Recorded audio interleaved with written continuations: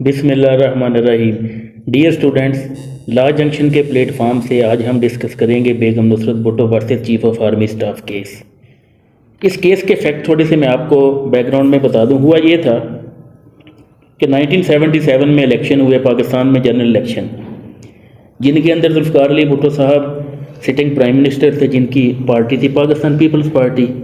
उन्होंने election contest किया और उनके मुकाबले में जो पार्टी थी उसको PNA कहते थे, पाकिस्तान नेशनल अलायंस। और पाकिस्तान नेशनल अलायंस में 9 पार्टीज शामिल थी उस वक़्त। तो जब इलेक्शन हुए उसके बाद मेजॉरिटी जो सीट थी वो 155 पाकिस्तान पीपल्स पार्टी ने हासिल की और PNA ने सिर्फ 36 सीट जो उसके अंदर हासिल की। अब इसके बाद जुल्फ़िकार अली भुट्टो साहब ने अपना ऑफिस रिटेन रखा एज प्राइम मिनिस्टर, लेकिन इसके साथ ही पाकिस्तान में तहरीक एक शुरू हो गई। PNA की तहरीक थी। उस तहरीक के अंदर ये हुआ कि मुल्क के तूल अर्ज़ के अंदर पूरे पाकिस्तान में बहुत से हंगामे हुए, एहतजाज हुए।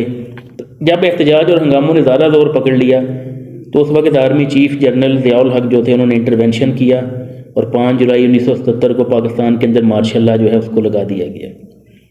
और मिस्टर जुल्फ़िकार अली भुट्टो और 10 और जो सीनियर लीडर थे पाकिस्तान पीपल्स पार्टी के, उनको उन्होंने कैद कर दिया।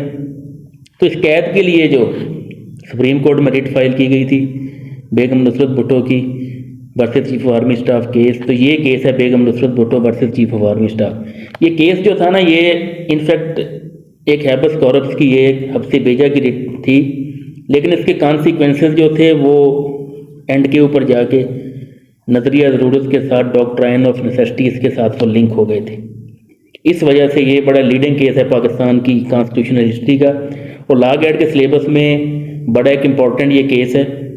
और इस केस में आपको लॉ गाइड के अंदर भी क्वेश्चन इसके फैक्ट्स के ऊपर, इसके बैकग्राउंड पे और इसके कॉन्सिक्वेंसेस और इसके डिसीजन के ऊपर आते हैं।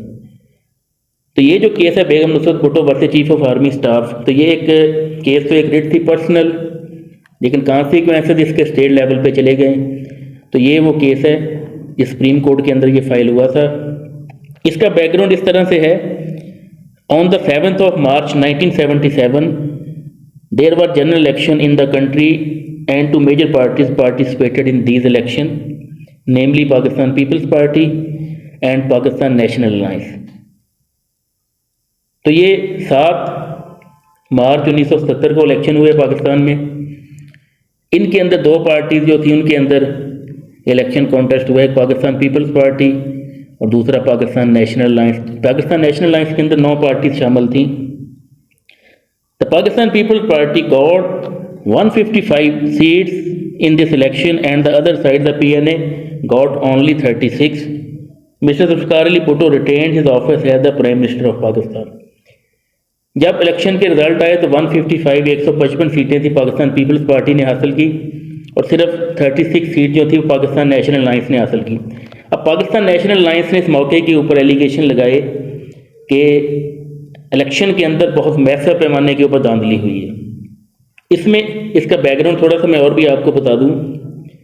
भुट्टो साहब जब 73 का कॉन्स्टिट्यूशन जब इम्पोज हुआ, इसके बाद पाकिस्तान के प्राइम मिनिस्टर बने और फजल लाही चौधरी साहब पाकिस्तान के प्रेसिडेंट बने।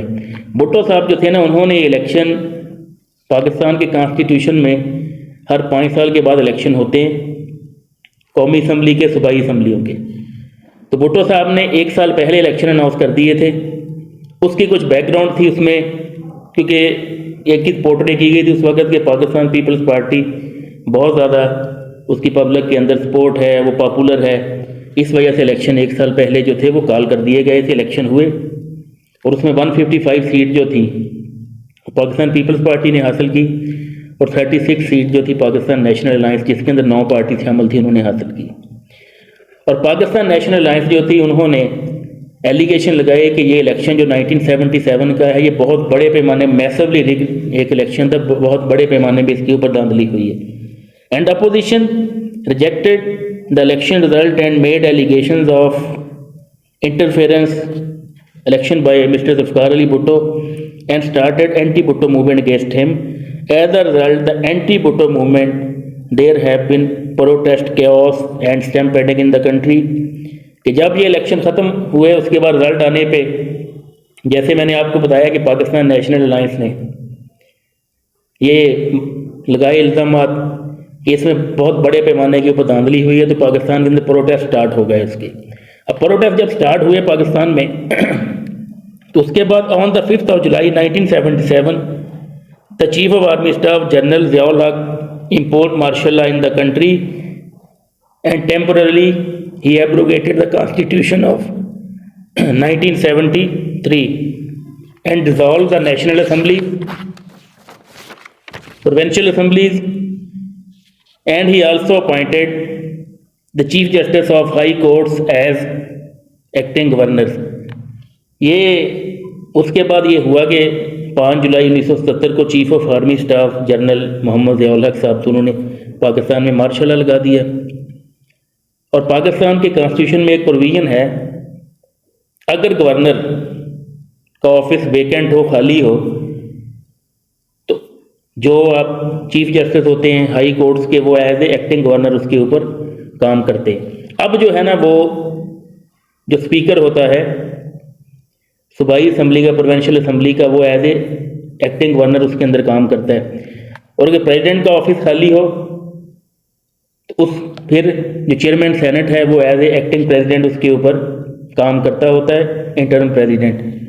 Afterward on the 17th of September 1977 general Ziaul हक detained Mr. Zulfikar Ali Bhutto and 12 other leaders under martial law order 12। उसके बाद जनरल मोहम्मद ज़ियाउल हक साहब ने जुल्फ़िकार अली भुट्टो को और पाकिस्तान पीपल्स पार्टी के 11 से 12 जो उनके लीडर थे उनको कैद कर लिया और भुट्टो साहब को कैद करके मरी भेज दिया गया था उसके अंदर। इसके बाद ये जो है इस केस का बैकग्राउंड है Begum Nusrat Bhutto versus chief of army staff का। अब इसके फैक्ट के ऊपर थोड़ा सा हम डिस्कशन कर लेते हैं। इसके बाद बेगम नुसरत भुट्टो जो थी उन्होंने सुप्रीम कोर्ट के अंदर एक पिटीशन फाइल की और बेगम नुसरत भुट्टो के जो लॉयर थे उसके अंदर वकील थे वो एडवोकेट मिस्टर याहिया बख्तियार थे। उसके बाद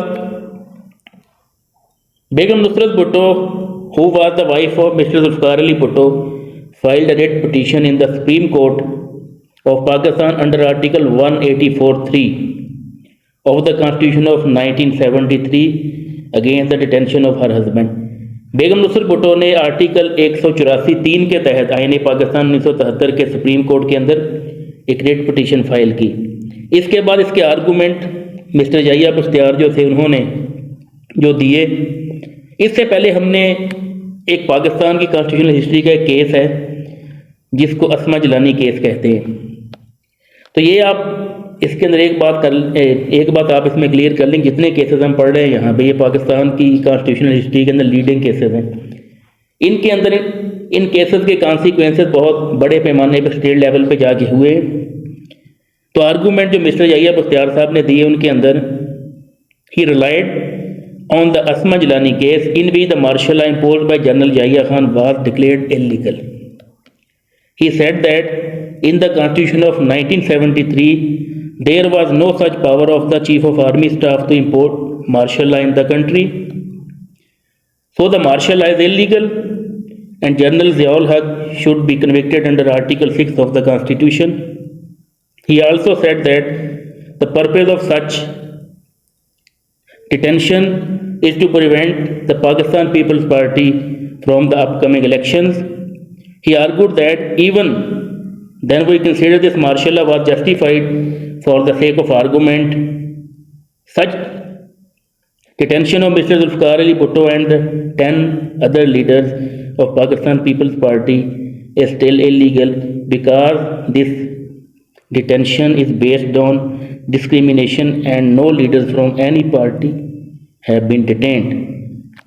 याहिया बख्तियार साहब ने इस केस के अंदर अस्मा जिलानी केस जो है उसका उन्होंने हवाला दिया। उन्होंने कहा अस्मा जिलानी केस के अंदर मार्शल लॉ जो था जो इम्पोज किया था जनरल मोहम्मद याहिया खान की तरफ से उसको एक्स्ट्रा कॉन्स्टिट्यूशनल और इलीगल करार दिया गया था। और बाद में उन्होंने ये आर्गूमेंट अपना एक दिया कि चीफ ऑफ आर्मी स्टाफ के पास कोई ऐसी पावर नहीं है जिससे मुल्क में पूरे मुल्क में मार्शल लॉ का नफाज कर सके। और उसके बाद उन्होंने कहा कि मार्शल लॉ इलीगल है और जनरल मोहम्मद ज़ियाउल हक जो थे इनको आर्टिकल 6 के तहत सज़ा दी जाए, और आर्टिकल 6 जो है वो उनके ऊपर आयन तोड़ने पर लागू होता है। उसके बाद उन्होंने कहा कि अगर मान भी लिया जाए कि मार्शल लॉ जायज़ है, सिर्फ for the just sake of argument, सिर्फ एक आर्गूमेंट के तौर पे, लेकिन जो जुल्फ़िकार अली भुट्टो और दूसरे इनके कायदीन थे पाकिस्तान पीपल्स पार्टी के, उनको कैद किया गया था, वो तो ज़ाहिर है कि उसकी जस्टिफिकेशन नहीं है कोई भी। और ये बात इससे क्लियर होती है कि ये सारी कैद और उसके बाद उनके लीडर्स को कैद करना, ये पाकिस्तान पीपल्स पार्टी को इलेक्शन से बाहर रखने का एक मंसूबा जो है वो नज़र आ रहा है। उसके बाद मिस्टर A.K. बरोही जो थे वो जनरल मोहम्मद ज़ियाउल हक थे, उनके वो वकील थे। उन्होंने अपने आर्गूमेंट के अंदर दिया कि relied on the 200 case in which the supreme court validated martial law imposed by general Mohammad Ayub Khan based on the doctrine of necessity. यहाँ भी डॉक्ट्राइन ऑफ नेसेसिटी की बात की जा रही है कि 200 केस के अंदर ज़ाहिर है कि जो फैसला आया था उसमें मार्शल लॉ को जायज़ करार दिया गया था। तो जब एक मार्शल लॉ जायज़ करार हो गया, दूसरा मार्शल लॉ किस तरह फिर इलीगल हो सकता है। He said that there had been chaos and stampeding in the country and the martial law was necessary to impose. इन्होंने कहा कि मुल्क के अंदर अमन व अमान की सूरत हाल ख़राब हो गई थी और मुल्क के अंदर बहुत ज़्यादा हलचल सियासी तौर पर मची हुई थी, फसादात हंगामे हो रहे थे, मार्शल लॉ इम्पोज करना लाजमी था इसके अंदर। Such martial law was temporary. उन्होंने कहा कि ये मार्शल लॉ टेम्परेरी है and there were election in the next month and democracy would be restored in the country. उन्होंने कहा कि ये मार्शल लॉ जो है टेम्परेरी है, इसको सिर्फ अमन व अमान, लॉ एंड ऑर्डर को कंट्रोल करने के लिए इम्पोज किया गया है। तो नेक्स्ट मंथ में इलेक्शन होंगे मुल्क में। And whereas the constitution was suspended the detention made under this martial law was also valid. उन्होंने कहा कि मुल्क के अंदर आइन नहीं है कोई भी, मार्शल लॉ में सबसे पहले आइन को सस्पेंड किया जाता है या एब्रोगेट किया जाता है। जब आइन नहीं है मुल्क के अंदर तो उस वक्त एक इसमें टेक्निकल जो बात होती है, जब मुल्क में आइन ना हो तो उस वक्त लोगों को बेसिक राइट, जो आइन जो है बेसिक राइट का तहफ़्फ़ुज़ करता है, तो बेसिक राइट लोगों को नहीं मिलते उसके अंदर। जब बेसिक राइट ही मिलते तो फिर उसके बाद जो जुल्फ़िकार अली भुट्टो की डिटेंशन है और बाकी लीडर्स की, तो इनके पास कोई भी कॉन्स्टिट्यूशनल जस्टिफिकेशन नहीं है कि ये लीगल है। उन्होंने कहा था ये लीगल है। इसके बाद सुप्रीम कोर्ट ने अपना डिसीजन दिया और डिसीजन जो था यूनानिमसली हुआ था, मुत्फिका तौर पे। तो जो डिसीजन इसके अंदर ये कहा गया था, the act of general Mohammad Ziaul Haq imposing martial law was not a martial law but an extra constitutional step that was necessary to take because there were so many protest in the country. The supreme Court once again discuss the doctrine of necessity. The act of general Ziaul Haq was temporary and valid. The writ petition filed by Begum Nusrat Bhutto was not maintainable and was rejected because the constitution itself was suspended for the time being. यही वो बात है। The detention of Mr. Zulfikar Ali Bhutto was legal. The martial law imposed by General Muhammad Ziaul Haq was also legal. The Supreme Court also elaborated that the fact of the Asma Jilani case were different. Martial law imposed by General Yahya Khan was unwarranted and unnecessary, so was illegal, but here is a completely different scenario. Supreme court ने इसके अंदर फैसले में कहा कि जो martial law है general Mohammad Ziaul हक की तरफ से इम्पोज हुआ एक्स्ट्रा कॉन्स्टिट्यूशनल स्टेप तो है, लेकिन उस वक़्त की ज़रूरत थी कि मुल्क के अंदर बहुत से हंगामे प्रोटेस्ट हो रहे थे। और दूसरा, इसके सुप्रीम कोर्ट ने इसके अंदर भी नज़रिया ज़रूरत को बहाल रखा और जनरल परवेज़ मुशर्रफ का मार्शल लॉ जनरल ज़ियाउल हक का मार्शल लॉ इसके अंदर जो लगाया गया है उसको उन्होंने कहा कि फॉर द टाइम बीइंग, उस वक़्त के लिए टेम्परेरी उन्होंने इसको कहा कि ये जायज़ है। और उसके बाद जो पटिशन थी बेगम नुसरत भुट्टो की, उसको उन्होंने कहा कि ये जो पटिशन है ये मेंटेनेबल नहीं है। इस पटिशन मेंटेनेबल इसलिए नहीं है क्योंकि उस वक्त कॉन्स्टिट्यूशन नहीं है मुल्क में। तो जब कॉन्स्टिट्यूशन मुल्क में नहीं है उस वक्त आपके जितने बेसिक राइट सारे वो सस्पेंड हो जाते हैं। तो बेसिक राइट के अंदर जो चीज़ें, जब आपके बेसिक राइट सस्पेंड हो तो आप क्लेम भी नहीं कर सकते किसी भी फोरम पे। तो ये इस फैसले के अंदर जो इसका करक्स है, जो नतीजा है, जो इसका हासिल बहस है, वो यही है कि ये जो Begum Nusrat Bhutto versus chief army staff case है। इस केस के अंदर भी डॉक्ट्राइन ऑफ नेसेसिटी नजरिया ज़रूरत को बहाल रखा गया है। एक इसमें आप मैं और बात बता दूं, जब मुल्क में कॉन्स्टिट्यूशन नहीं है ना कोई, जैसे फॉर एग्जांपल 3 नवंबर 2007 को मुल्क में एमरजेंसी लगी थी। उस एमरजेंसी के अंदर सबसे पहले स्टेप ये हुआ था कि आपकी आला अदलिया के जजेस जो हैं, सुप्रीम कोर्ट हाई कोर्ट के जजेस, उन्होंने अपना ओथ अपना हलफ उठाया होता है आईन पाकिस्तान के तहत। जब मुल्क में आइन ख़त्म हो जाता है उसके बाद फिर उनकी अपनी जो हैसियत होती है वो इलीगल हो जाती है, वो एक्स्ट्रा कॉन्स्टिट्यूशनल हो जाती है। फिर दोबारा उनको हलफ उठाना पड़ता है। दोबारा वो हलफ जब उठाएंगे तो या वो LFO के तहत उठाएंगे, लीगल फ्रेमवर्क ऑर्डर जो भी मार्शल एडमिनिस्ट्रेटर या कॉन्स्टिट्यूशनल सुप्रीम अथॉरिटी तरफ से उनको प्रोवाइड किया जाता है, उसके तहत वो हलफ उठाते हैं।